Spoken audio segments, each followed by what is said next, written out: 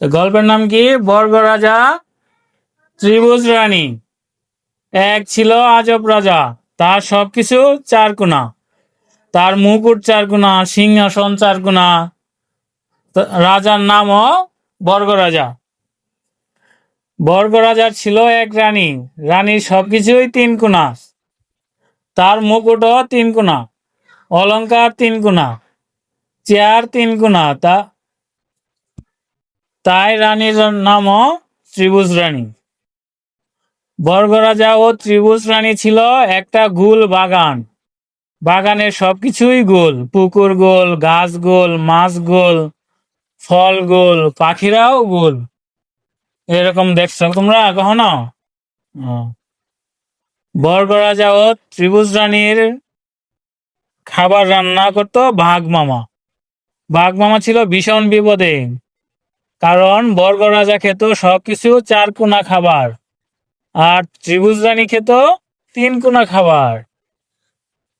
রাজা আর রানী বাঘ মামার রান্না খেয়ে খুশি ছিল না। তারা অন্যরকম খাবার খেতে চাইতো, তবে তা হতে হবে চার কোনা এবং তিন কোনা।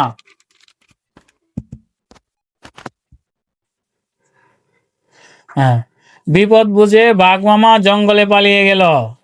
বর্গ রাজা আর ত্রিভুজ রানী পড়ল বিপদে।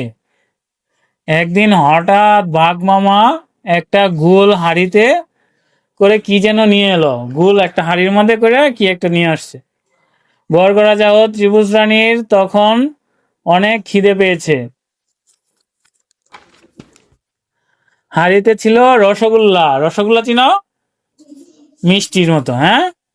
বর্গ রাজা ও ত্রিভুজ রানীর চোখ বন্ধ করে একের পর এক রসগোল্লা খেতে লাগলো। মানে তারা চার কোনা তিন কোনা আছে কিনা না দেখে তারা অনেক খিদা লাগছে, খাওয়া শুরু করলো ওইগুলাই।